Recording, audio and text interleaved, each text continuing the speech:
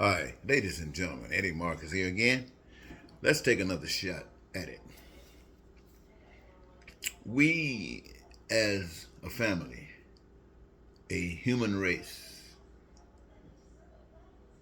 right here on this earth, we come here with a clean slate, not one way or the other. And we are here with the capacity to absorb any and everything that can be identified with the senses that we have. If it's good, yes. If it's not, yes. It is what it is. Now, this is what happens, but initially, with the truth and on the right path, the path of life, these things would not exist. However, they would always have the possibility to exist by the simple reason of human beings having the ability to choose to walk a certain path or another. The thing of it is, the life that you were, as human beings, were designed to live here or wherever you are, as if you're in heaven, was qualified for. It was made possible, requiring only that you, the people, choose that path. But coming here and having been exposed to the lie of that thou will not die, and a world that's built on that lie, and the absorption that we as human beings have is to that lie. And the thing that we fail to understand is that when you're dealing with life, there's only one path to life, and that's through love. Life exists through love. And life is destroyed through evil, through hatred, and all the other stuff. And so when we walk the path of love, we live as though we're in heaven. And when we do not, that means the controlling power there is absent, God, in love. And it also empowers or let others know the empowerment of such evil. That evil is empowered by all of the people that walks under its influence. All of the people that are guided in their lives by that influence. And there are many things that causes people outside of the main thing, ignorance, to walk that path that leads to the administration of evil. We have a process taking place, ladies and gentlemen, where God, as I've mentioned, and you would identify, observe is true, that God is invisible, a spirit. But all of the evidence of God's existence, most of it that we have the capacity to identify, we have. And we know it's God because none of us had anything to do with it. And yet, there are men who, in the absence of a visible God, choose to be God. Many are refer to them as powerful men. And who are these powerful men? These powerful men are those who will do anything. There's no limitation on what they won't do to be in control, to have the power. And most of them, the number one thing they will do that solidifies them as strong men is that they will kill one and thousands. They have no heart with it whatsoever. Since they have denounced God and become God, they have the ability to negate everything and judge it with their kingdom. And so people know this. People don't want to die. And so they acquiesce their authority to live. And the reason that they don't want to die is because they do not know God. Their whole education is the anti-God, the authority of the anti-God. They didn't know God made this earth for them to have their wants, their needs, and their desires met whenever they chose. They didn't know that they were designed to live in peace and be prosperous and free, to live joyously, happily, and to live their dreams.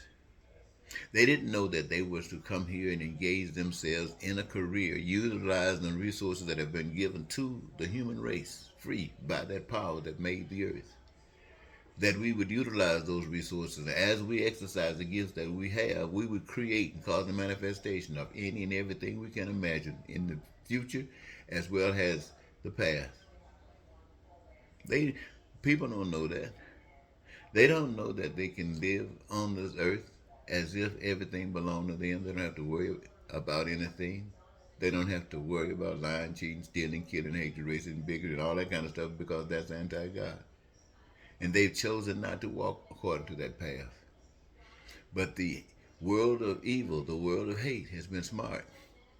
They have divided the people. When the people were already walking on the wrong path because they were walking according to the belief that you will not die. That's the path that they accepted. That's the lie they chose to empower. And so when that essence that was built within, that divine, came with the breath of life that helps to determine what's right and what's wrong, what makes your stomach turn and what doesn't. And yet, in order to empower the authorities over you, they have to, and you must accept whatever they do. And what is that? They're coming with a lack of understanding that they have to divide you. So they split you up by telling lies. Now here again, remember, a lie is nothing to them. They tell whatever lie they must take. You might have to make it up on the spot, but it's just a plain old lie. And when you don't know any better, and with the conviction that they bring with the lies that they tell, they can really confuse you, especially when you don't know any better.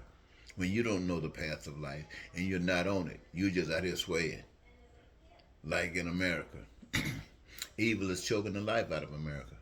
What it did was divided America to the degree that you get one part that's really, really bad and another part that is not as bad. You've heard of it mentioned as the good cop, bad cop. They're all cops, and they got the same objective, and that's to utilize the human race, the people, to support the power authority, those what you call men that will kill you, powerful men, big men.